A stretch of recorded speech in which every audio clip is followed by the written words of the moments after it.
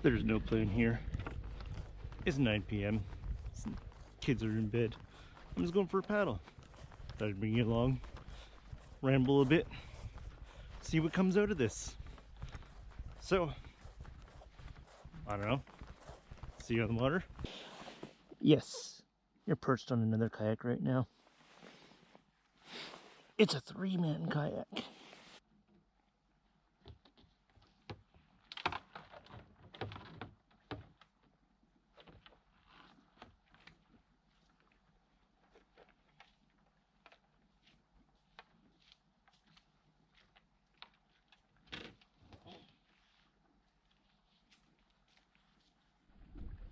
I love your smile, by the way.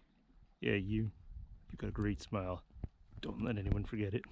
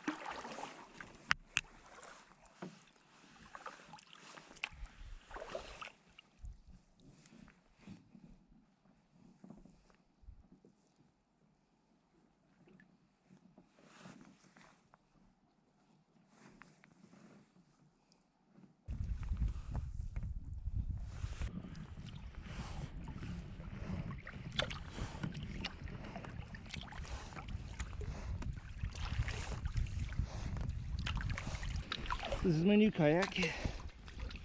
Just got it built. Got it on the water the first time last week. Spent 5 minutes in it the first day. About 9 hours in it the second day. It broke me in, not the other way around. There's 2 more videos coming in the build series for it at some point. But I'm running some issues basically with my video editing setup being really tedious. So I just haven't gotten around to actually finishing those videos yet because it's a lot of more effort than it should be. In the meantime, here we are. Just taking out for a short spin at the in-laws cottage, and this is kind of the area where I know best. It's the area I've done the most paddling in. And up ahead is a little island. So we're just gonna go around the island, come back. So it's only about an hour or so. Nothing too crazy. Also, Greenland paddle, and I am doing something wrong tonight because I am not getting that nice silent thing going that I normally have, so guess I'll keep playing with that a bit too.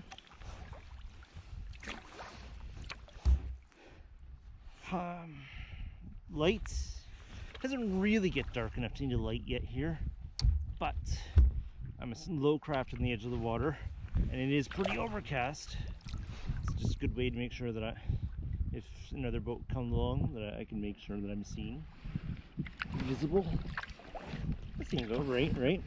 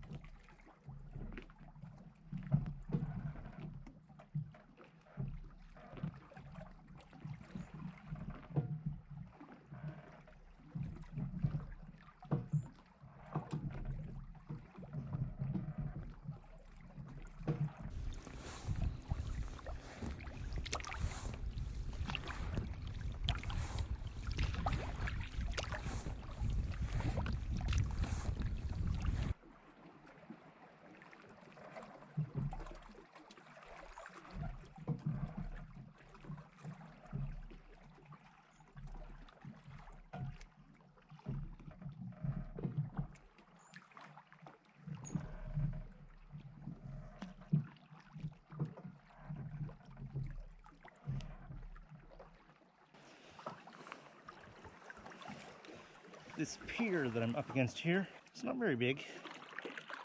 Doesn't go that far, 10 meters, 15 meters, something like that. And the bay is much, much wider than that at this point. But it's a fascinating spot because it signifies a change in the water. On the other side of the pier, here, let me turn the kayak a little so you can see it. On the other side of the pier, back towards home, the water gets calmer, but on this side, it picks up quite a lot. But the pier isn't really big enough to have that kind of an impact on the flow of the water going all the way into the bay like that. So, always been kind of a fascinating little spot for that reason. That said, this open section is maybe a couple hundred meters in length, and then we have the island that we reach. If I stay on the open side, then yeah, the water's not really gonna calm down. But if I go to the inside, it's a pretty narrow little channel. Well, narrower at some parts than others, but dead flat. Yeah, at most, on a windy day, you might see ripples. I seem to have figured out the noise on the splashing mostly on the paddle. That said, one thing I'm definitely struggling with this new kayak and this paddle is this kayak has a really low deck, which is absolutely brilliant for a Greenland paddle and keeping it low down for a good paddle form. But I'm not used to that. So I'm still paddling up here because this is where I'm used to having to paddle, but got to practice lowering it down to the appropriate height to make the most of it. Here, let me show you. Get above the helmet. This is a stupid spot to put it, but that there, that's the island we're gonna go around. There. Sorry, I turned a bit. That's the island we're gonna go around. That first cottage, oh, I love it. Look at the rock face that the cottage is sitting at the top of, with such an amazing view. Of course, I'm sure that it takes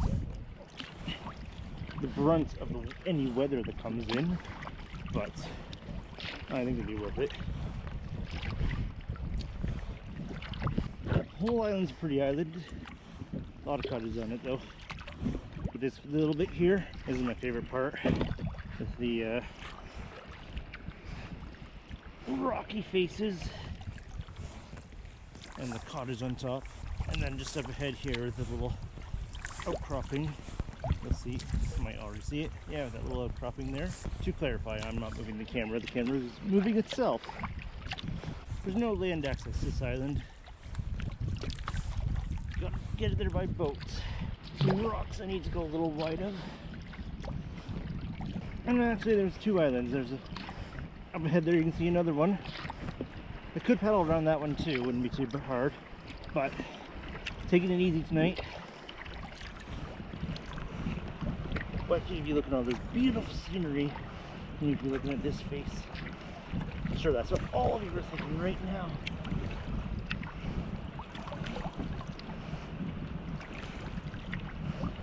The kayak is called the Frey. The design is Bjorn Thomason's Frey. I didn't come up with a name for it myself. I am not really a naming things kind of person.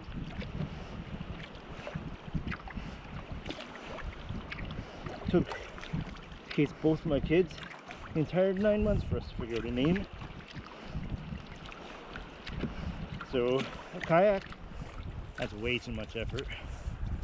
But I picked the kayak because it's supposed to be really good for rolling. Also fast. Both of those things appealed to me. I wanted a fast kayak and I wanted something that's easy to roll. Neither of which my previous kayak really kind of worked as.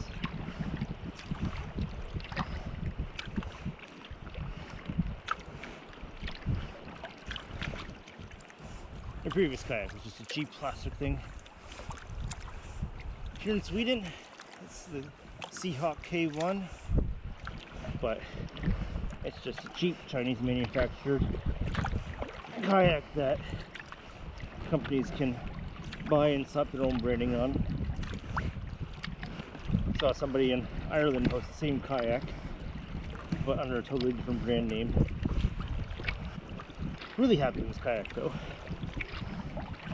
It is working out just the way I'd hoped.